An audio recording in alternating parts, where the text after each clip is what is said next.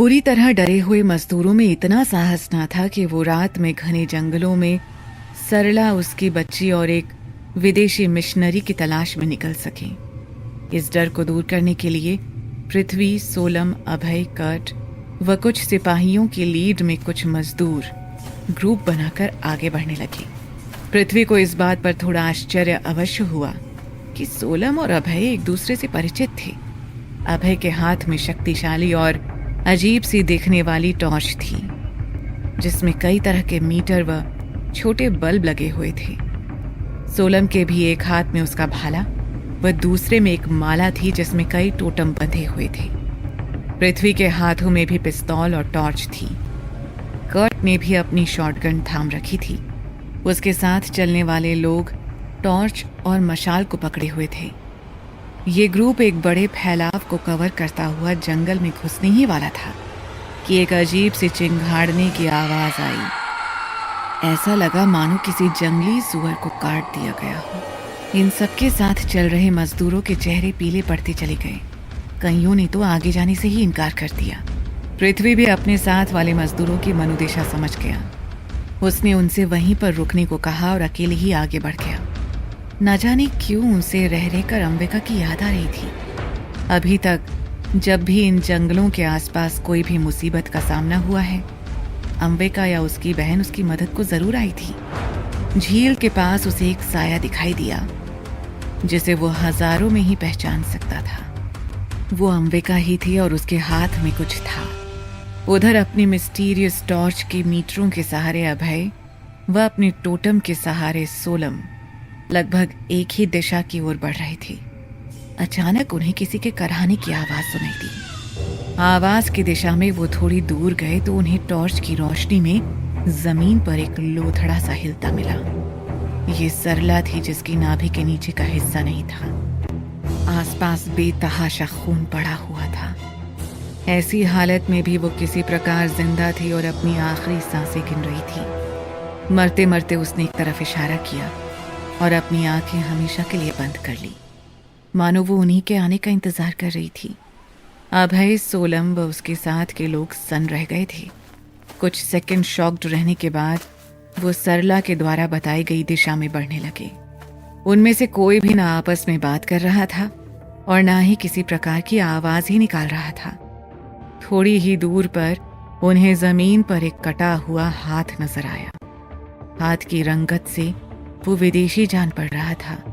थोड़ी ही देर में कर्ट वहां पहुंचा और हाथ को देखकर चौंक गया।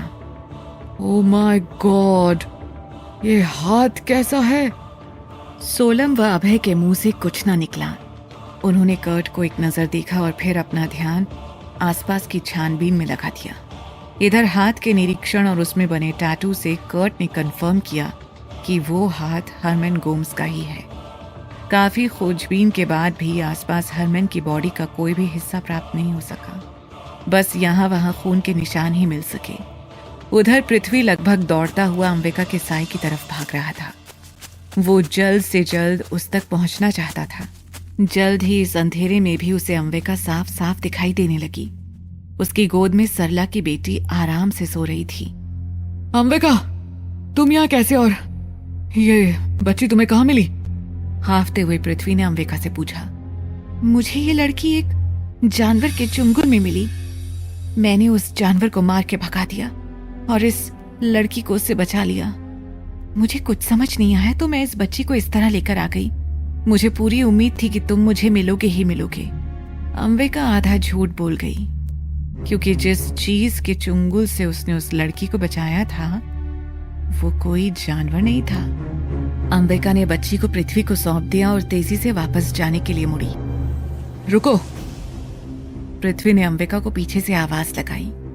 पृथ्वी की आवाज सुनकर अंबिका जहां थी वहीं रुक गई और मुड़कर पृथ्वी की ओर देखा। पृथ्वी के पास इस समय कहने के लिए कुछ भी नहीं था। उसने कुछ क्षण अंबिका को देखा। अंबिका जैसे उसके कुछ कहने का इंतजार कर रही थी। कुछ सेकंड्स की शांति के बाद पृथ्वी के मुंह से निकला, जल्दी ही मिलना और अपना ख्याल रखना। ना जाने क्यों अंबिका की बड़ी आंखों में हल्की सी नमी आ गई। उसने सहमति में अपना सिर हिलाया और तेजी से जंगल की ओर निकल गई। अंबिका के आंखों से ओझल हो जाने के बाद पृथ्वी भी बच्ची को गोद में लिए कैंप की ओर वापस चल पड़ा। जब पृथ्वी के साथ आए हुए आदमियों ने पृथ्वी को बच्ची के साथ देखा तो वो हर्षित हो गए और पृथ्वी के जय जयकार के नारे लगाने लगे। पृथ्वी जब तक कैंप के पास गेट तक पहुंचता है, वहां पुलिस पहुंच चुकी होती है। पृथ्वी की गोद में बच्ची को देखकर कैंप के निवासियों की भीड़ उसे घेर लेती है। वो उस बच्ची को एक अधेड़ उम्र की महिला को सौंप देता है और एक तरफ चल पड़ता है। पृथ्वी ने पुलिस डीएसपी सुरेश को देख लिया था। ओह, तो ये आप हैं मिस्टर पृथ्वीराज। क्या अजब संयोग है कि 2 बार किसी घटना के सिलसिले में मैं इस तरफ आया और दोनों ही बार आप मुझे मिले। जब इस कैंप का संचालन मेरी कंपनी द्वारा हो रहा है तो मुझे तो यहाँ होना ही होना है, पृथ्वी ने जवाब दिया। इससे पहले कि वो कुछ और बातें कर पाते, जंगल की तरफ से शोर सुनाई दिया। लाश, हमें लाश मिली है। हाथ व सरला की बॉडी को किसी ने भी अपनी जगह से नहीं हटाया था। डीएसपी सुरेश जल्द ही वहां पहुंच गया। लाश की हालत देख वो भी कांप के रह गया। पृथ्वी भी सुरेश के पीछे वहां तक पहुंचा और उसकी भी हालत डीएसपी सुरेश जैसी ही हुई। ऐसे विभत्स दृश्य की उन्होंने कल्पना भी नहीं की थी। पृथ्वी ने आसपास देखा तो उसे थोड़ी ही दूरी पर अभय और सोलम एक साथ दिखाई दिए। घने जंगल में रात के समय आगे किसी भी तरह की जांच का कोई मतलब नहीं था। सुरेश ने बॉडी और वो हाथ जांच के लिए डॉक्टर राजेश अरोड़ा के पास भेज दिया। ऐसे भयंकर हालातों में पुलिस को घटनास्थल पे रोकना एक भयानक भूल साबित हो सकती थी। इसीलिए डीएसपी सुरेश अपने मातहतों के साथ वापस कैंप लौट आया और वो वहीं रुक के सुबह होने का इंतजार करने लगा। पृथ्वी, सोलम व अभय भी कैंप लौट आए। कर्ट भी उनके साथ था। भोर का उजाला फैलते ही सुरेश स्निफिंग डॉग के साथ घटनास्थल पर एक बार फिर पहुंच चुका था। सुरेश पहले ही पृथ्वी व उसके साथियों को पुलिस जांच में विघ्न न डालने की वार्निंग दे चुका था। इसी कारण पृथ्वी, सोलम व अभय एक साथ दूर से ही उनकी जांच को देख रहे थे। थोड़ी ही देर में उन्हें सरला का बाकी का हिस्सा भी मिल गया। उसके पास ही किसी विदेशी की लाश के शत विशत टुकड़े पड़े मिले, मानो कोई हेलीकॉप्टर के ब्लेड पे गिर गया हो। कुछ दूरी पर जमीन पर ऐसे निशान थे मानो किसी ने छोटे हल से जमीन को उधेड़ दिया हो। ये निशान भी कुछ दूर पथरीले व ठोस जमीन तक ही थे। उसके बाद स्निफर्स भी कुछ भी पता लगाने में असमर्थ साबित हुए। डीएसपी सुरेश ने सभी बॉडी पार्ट्स को पोस्टमार्टम के लिए भेज दिया। कई बार पोस्टमार्टम के लिए जब तक बॉडी राजधानी पहुंचती थी तब तक बॉडी के सड़ने से कई जरूरी डिटेल मिसिंग ही रह जाते थे। स्थिति की गंभीरता को देखते हुए डीएसपी सुरेश ने डॉक्टर राजेश अरोड़ा से घाटी के पास के सरकारी अस्पताल में कुछ दिन सर्विस करने का आग्रह किया, जिसे डॉक्टर अरोड़ा ने स्वीकार कर लिया था। डीएसपी सुरेश बड़ी अधीरता से अस्पताल के बाहर टहल रहे थे।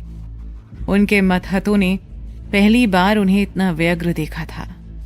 थोड़ी ही देर में दरवाजा खुला और डॉक्टर अरोड़ा बाहर आते हुए दिखाई दिए। डिटेल रिपोर्ट में तो अभी थोड़ा टाइम लगेगा, लेकिन मैं तुम्हें मोटी मोटी डिटेल्स बता सकता हूँ, डॉक्टर अरोड़ा ने मास्क हटाते हुए कहा। तभी वहां पृथ्वी और अभय आते हुए दिखाई दिए। सोलम को पृथ्वी सुबह ही वापस भेज चुका था, हालांकि वो जाना नहीं चाहता था। इस समय उन्हें वहां देखकर सुरेश ने ऐसा मुंह बनाया मानो किसी ने उसके मुंह में नीम का तेल डाल दिया हो। पृथ्वी उसकी मनोदिशा को भाप गया और इससे पहले सुरेश कुछ कहता वो बोल उठा। हमसे कुछ कहने से पहले शायद आप अपने एसपी से बात करना पसंद करेंगे। सुरेश उन्हें घूर के ही रह गया। उसे पृथ्वी और उसकी पहुंच का बहुत अच्छे से अंदाजा था और उसे मालूम था कि पृथ्वी ब्लफ नहीं मार रहा है। डॉक्टर राजेश अरोड़ा के पिता भी एक जाने माने सर्जन रह चुके थे और पृथ्वी के पिता राजा उग्र नारायण के मित्र भी। डॉक्टर राजेश और पृथ्वी भी इसी कारण से एक दूसरे से परिचित थे। हेलो डॉक्टर, पृथ्वी ने डॉक्टर राजेश अरोड़ा को ग्रीट किया। डॉक्टर राजेश अरोड़ा ने पॉजिटिवली सिर हिला के हेलो का जवाब दिया। सुरेश ने उन्हें इग्नोर करते हुए डॉक्टर अरोड़ा से पूछा, तो आपकी जांच से क्या पता चलता है डॉक्टर? लेडी के बॉडी पर नाखून और दांतों के निशान हैं। ऐसा लग रहा है जैसे उन्हें किसी जानवर ने काट कर अलग किया हो। कुछ देर रुककर डॉक्टर अरोड़ा फिर बोलते हैं, लेकिन अब जो बताने जा रहा हूं वो विभत्स व अविश्वसनीय है। लेडी के निचले हिस्से का बॉडी से कट जाने के बाद लगातार रेप हुआ है। प्राइवेट पार्ट की फर्दर जांच के बाद ये पता चलता है कि किसी बहुत मोटे बायोलॉजिकल चीज से ऐसा किया गया है। रिपोर्ट के इस हिस्से को सुनकर उन तीनों की आंखें फटी की फटी रह गईं।